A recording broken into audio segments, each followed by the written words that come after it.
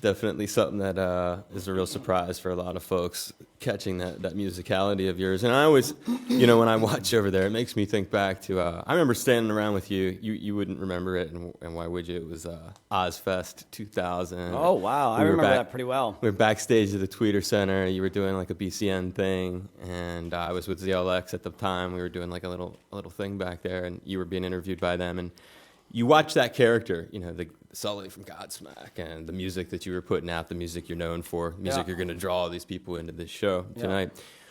Talk a little bit about where some of these other things came into your life. You have this musical family. You alluded to it. Talk a little bit more about this musical with background. Godsmack. Yeah, with yourself. Yeah.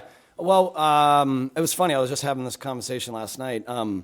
I found out, not too long ago, me and my dad always had kind of a broken relationship. And when I turned about 30, we started rehabilitating it because I kind of grew out of a lot of my juvenile ways. And I just felt like, even murderers get forgiven sometimes. So, what he'd done when I was younger, I just felt like, I need to move past the stuff and kind of heal as well, because I've seen bad patterns happening in my own life through that kind of stuff. So long story short, when we started fixing this relationship, I started finding out a lot of information about my family, the history of what went on. And I found that my grandfather's brother, who's my great uncle, was a famous composer in Sicily.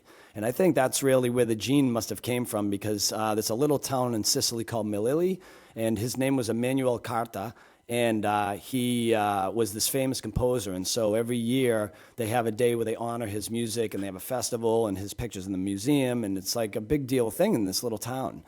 And also my dad is a trumpet player, and he's still owns and has a band in the New England area. He does, and you should know, all the feasts in the North End and Lawrence and Norwood and all the Italian feasts that they have when they bring in the saints and they pin money up on them.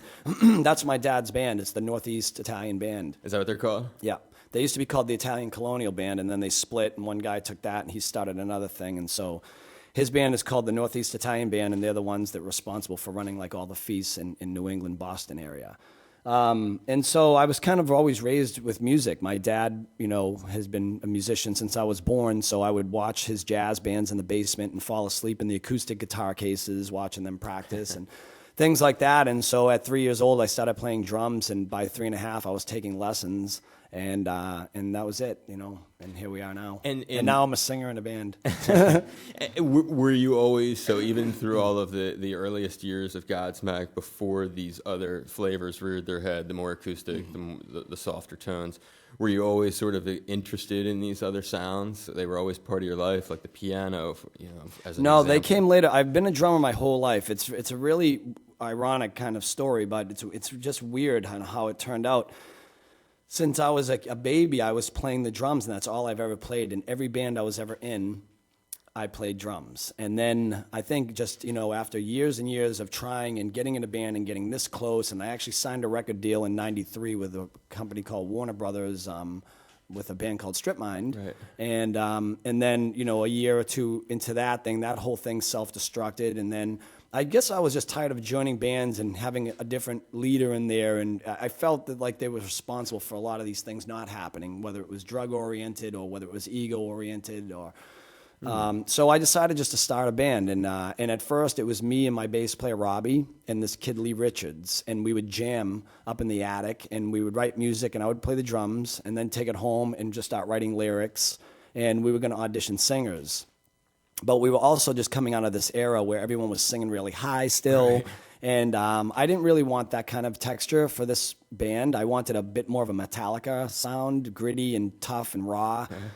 And so after being frustrated with just hearing every singer hitting these like Rob Halford notes and things like that, which is cool, for what that is, but it wasn't good for this. I just decided, I'm going to try. And at that point, soon after that, Lee had left the band because of personal reasons, and Robbie had known our guitar player who's with us today, Tony Rambola. He was playing in cover bands locally, and so we went and seen him, and he joined the band. And then we got this drummer, Tommy Stewart, who I was touring with when I was with Strip Mind. He was playing for Lily and Axe, and we opened for them. That was like our first real tour.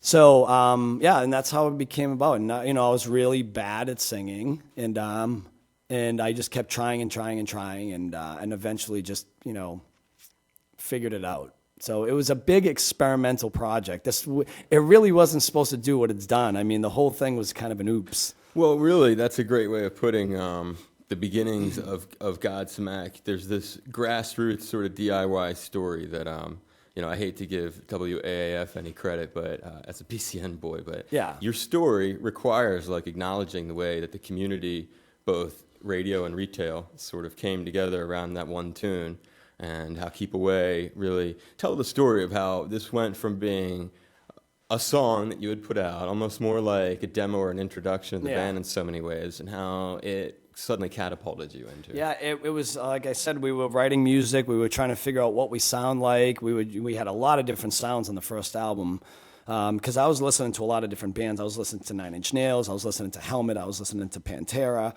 and I think you can hear a lot of different influences on certain parts of songs. But then when the record was done, and a friend of ours kind of funded us some money to record like a 10-song demo, so to speak.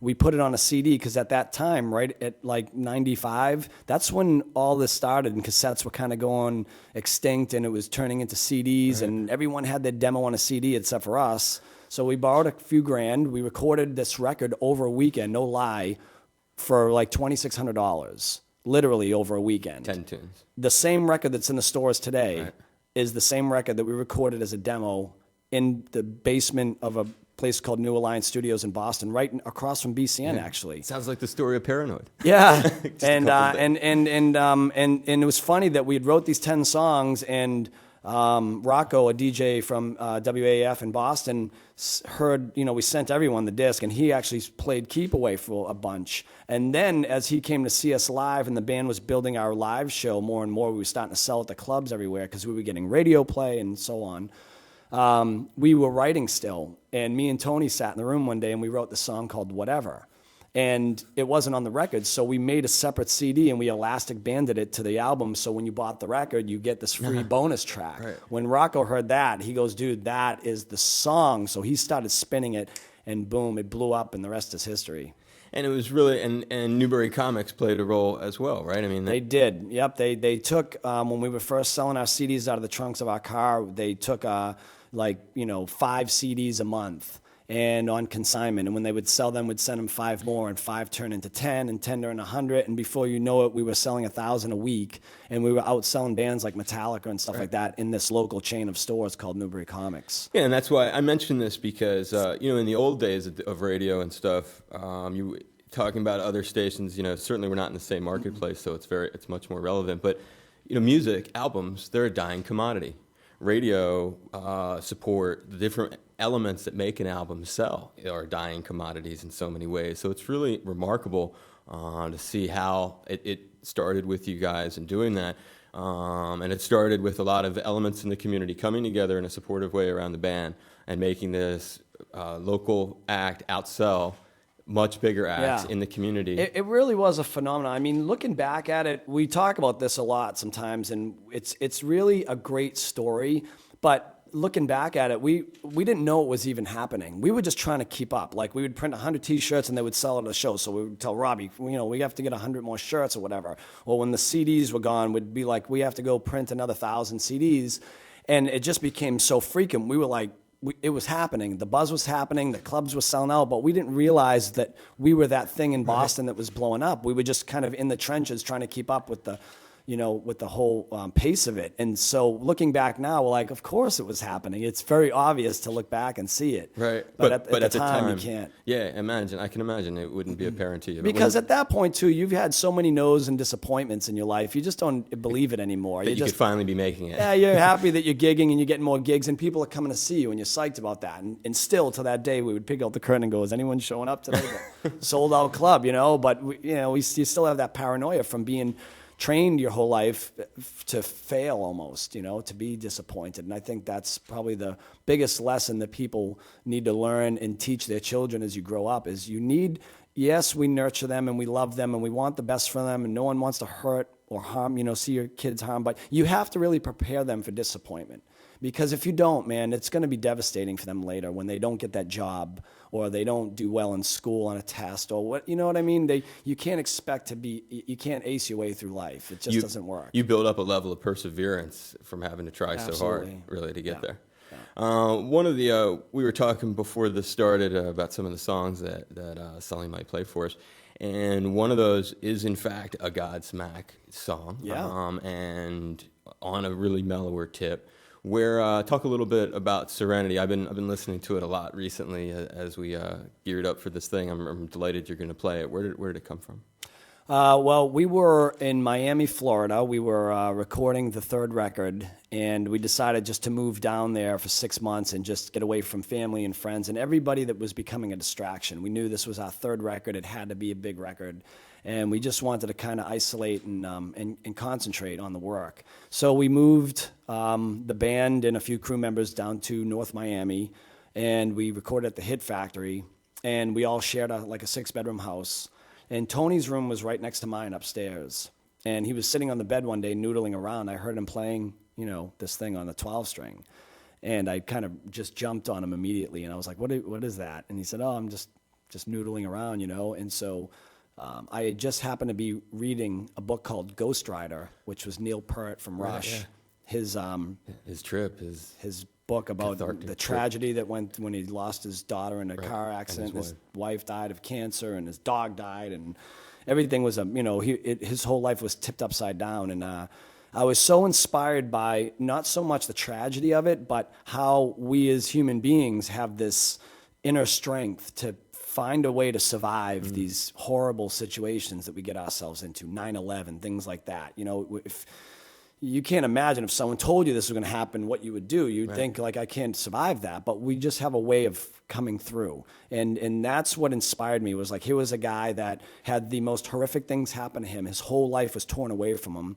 And yet he got on his motorcycle and he drove 55,000 miles, literally, around the world to just heal himself. He just kept driving and driving. He went from Canada through the States to Belize, Mexico, back up to Alaska, whatever. He just went everywhere, and within 14 months drove 55,000 miles in a search of a reason to live, and found his peace somehow with this thing. And that's what Serenity's about. It was just a story inspired by Neil Peart's story.